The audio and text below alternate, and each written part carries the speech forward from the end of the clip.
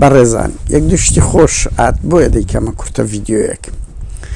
یەک مەلا بەختیار لەو ڕۆژانە لەگەڵ مەسعود بارزانی دانیشتنە چی کردیە وەڵا مەلا بەدەستە من نییە تو پشتیوان سادە خەبەرتان زۆر لە سەدەی بە هەر حاڵ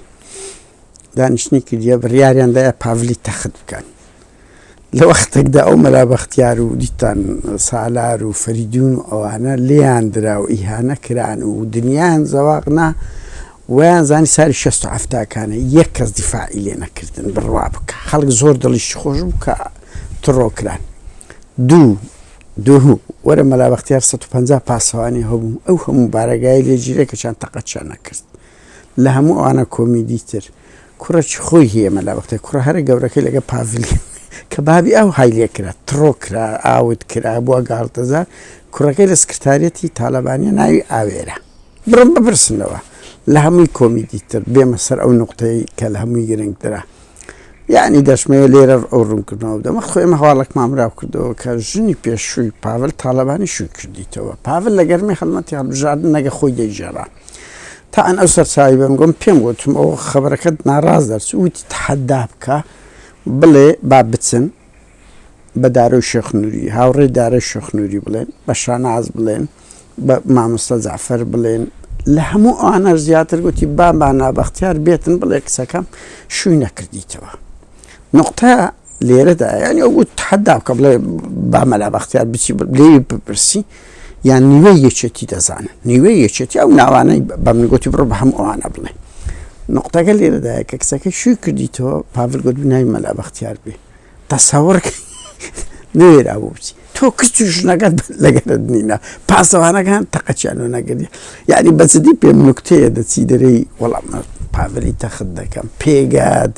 سەنجیان نمایە بە هاوڕێیان ینی ڕەنگی خەڵکی تر هەیە بتوانی پاڤل ئاوت بکە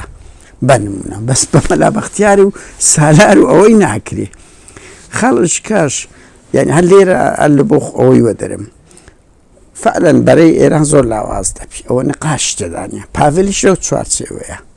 بەڵام ئەوەی ماڵی بارزانی و مەلا بەختیار و ئەوانە پێیان وایە مەلا پاڤل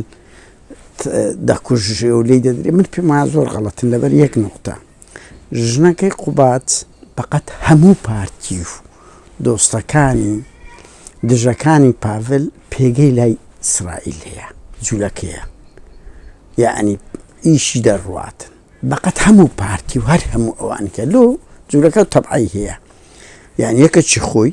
پێ ئەوەیە ینی تۆپە بە هیچ کەسە شکەی نادا هاوڕێیان باشترین نمونە لەوان دێتە سەوەرکەی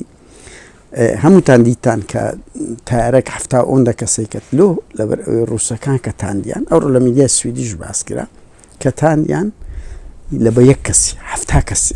لەو 78 کەسەی 26 وازان قوتار بووە